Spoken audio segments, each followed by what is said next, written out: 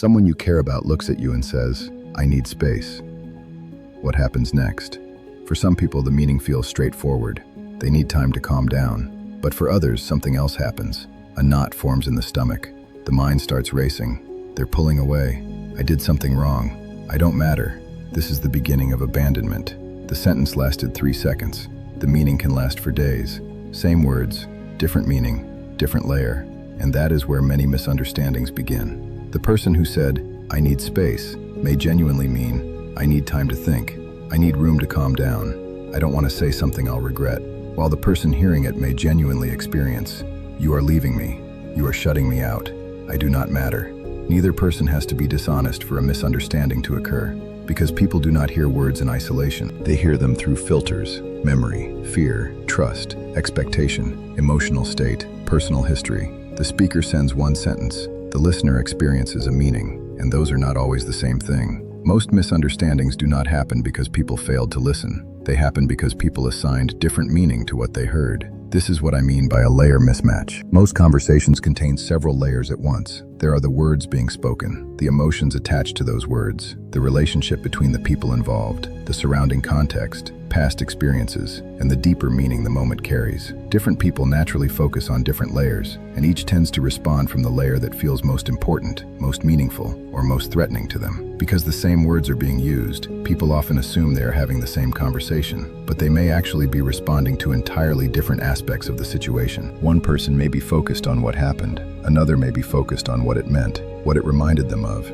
or what it suggests about the relationship. The conversation sounds shared, the experience is not, and the differences can go even deeper. People may assign different motivations to the same action, different goals to the same behavior, different assumptions about what is happening, different interpretations of what it means. One person may see concern, another may see control. One may see distance, another may see respect. The event may be the same, but the meaning attached to it can be entirely different. And when people respond to different layers without realizing it, misunderstanding becomes almost inevitable. In the first 2 videos, we looked at 2 familiar communication breakdowns. Hearing is not the same as feeling understood, and intention does not erase impact. But those are not separate problems. They are different expressions of the same underlying pattern. People often believe they are having one conversation. In reality, they may be responding to entirely different questions beneath the surface. One person is focused on what happened. Another is focused on how it was experienced. One is explaining what they meant. Another is trying to understand what it meant for the relationship. One is talking about the immediate task. Another is reacting to a larger pattern that the task represents. And when neither person realizes they are speaking from different layers, both can leave feeling misunderstood. Take the sentence, "I need space." Most people think they know what it means, but they often do not, because the word space can point to very different realities. For one person it means, "I need 10 minutes. I need time to calm down. I need room to think. I do not want to continue this argument right now. I am trying not to say something I will regret." For another person, the exact same words may mean, "You are pulling away. You do not want to be close to me. This relationship is in danger." The sentence stays the same. The meaning underneath it changes, and people rarely respond to words alone. They respond to what they believe the words mean. Every conversation arrives carrying history, past disappointments, past betrayals, past fears, past moments when someone stayed, past moments when someone left. So when one person says, "I need space," and the other immediately feels afraid, they are likely responding to different interpreted meanings of the words. One person is talking about regulation, the other is hearing rejection. One is asking for a pause, the other is hearing abandonment. One is trying to prevent damage, the other is preparing for loss. Neither person necessarily intended the misunderstanding. Neither person is necessarily trying to hurt the other, but they are responding to different layers of the same sentence. The words are shared, the meaning is not. And when people respond to different meanings, misunderstanding becomes almost inevitable. The sentence stays the same, but what those words mean can vary enormously.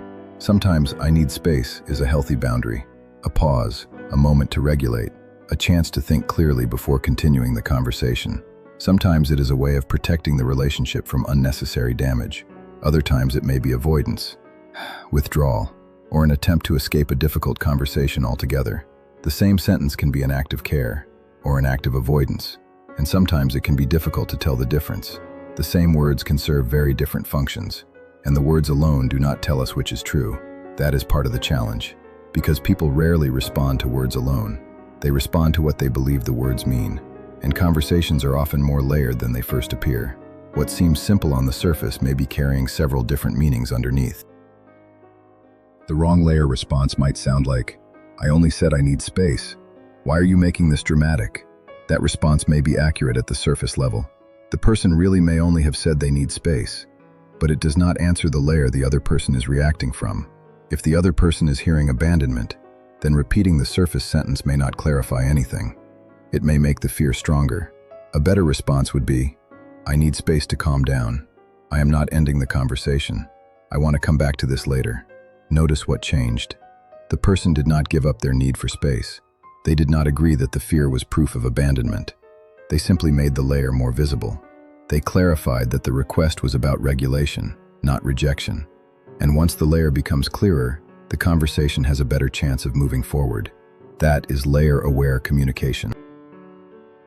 This is why filters matter. We do not hear words in a vacuum. We hear them through memory, through fear, through trust, through expectation, through emotional state, through the relationship we believe we are in. The same sentence can land very differently depending on what it passes through. But filters are only part of the story. Filters help explain why meaning changes. Layers help explain where the misunderstanding is happening. A filter shapes what we hear. A layer reveals what we are responding to. Those are not always the same thing. Many misunderstandings are not disagreements about facts. They are disagreements about meaning.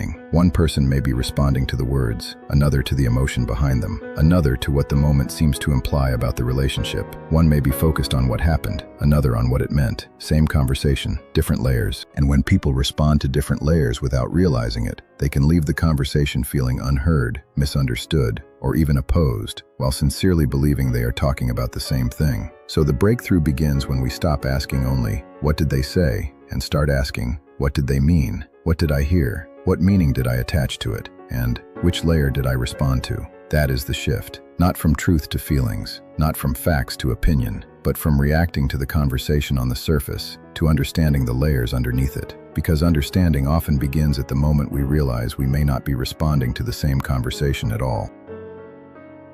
Now move to a workplace. Someone says, "Can you just take this on?"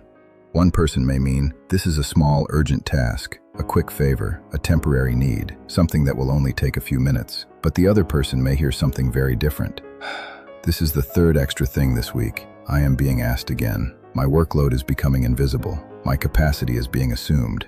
The misunderstanding is not only about the task, it may be about the burden surrounding the task. Who keeps absorbing extra work? Whose time is treated as flexible? Whose role keeps expanding without being acknowledged? This is why a small request can create a big reaction. The issue may not be the size of the task. It may be what the task represents: accumulation, expectation, uneven responsibility. Because people often respond not only to what is happening now, they respond to what they believe keeps happening. One person sees a single request, the other sees a pattern, and patterns carry meaning. A request that feels reasonable in isolation may feel very different when experienced as part of a larger pattern, especially if that pattern begins to raise questions about fairness. Who is expected to carry the burden? Who is expected to absorb the disruption? Who is expected to say yes? Small task not equal to small burden. Event not equal to pattern. A wrong layer response might be, "It will only take 20 minutes. That may be true, but it answers the task, not the burden. It addresses the request, not the pattern. And sometimes the frustration is not about the extra work itself.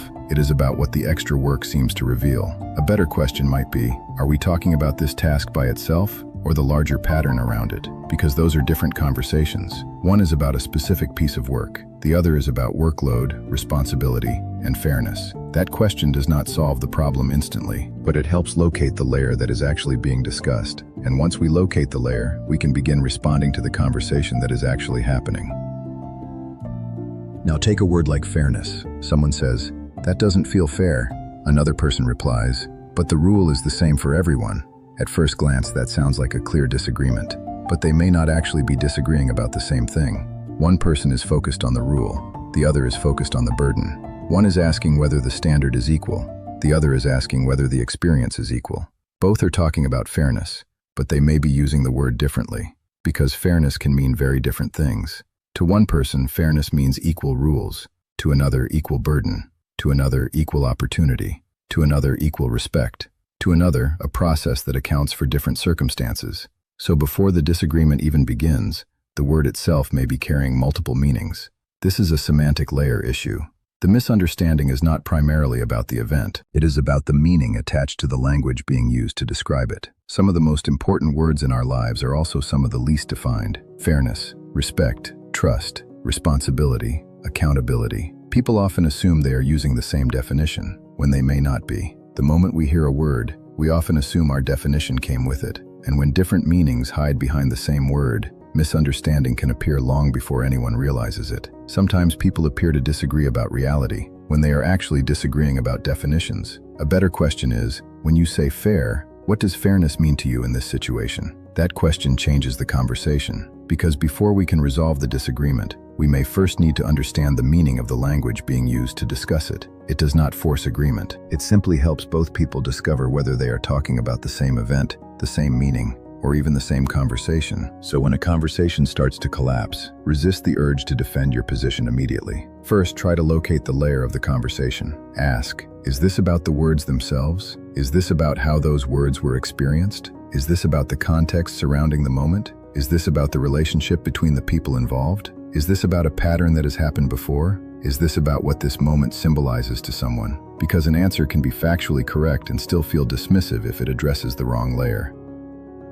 I only needed space. It is only a small task. The rule is the same for everyone. Each of those statements may be true, but truth at one layer does not automatically address what is happening at another. And when people feel that the layer they are raising has been missed, they rarely become calmer. They become more convinced that they need to repeat, defend, or escalate their point just to be understood. Once we recognize that misunderstandings often occur at different layers, a new question becomes possible. Instead of immediately defending our position, we can try locating the conversation first. For example, instead of, "I only said I need space," try, "I need space to calm down. I am not abandoning the conversation." Instead of, "It is only a small task," try, "It sounds like this may be about more than the task itself." Instead of, "The rule is the same for everyone," try, "When you say fair, what does fairness mean to you in this situation?" Notice what changes. The goal is no longer to win the argument. The goal is to understand what conversation is actually taking place. These are not magic sentences. They do not guarantee agreement. They do not eliminate conflict, and they do not make difficult realities disappear. But they can help reveal the layer that is driving the reaction. Because many misunderstandings persist when people keep answering one layer, while the concern lives somewhere else.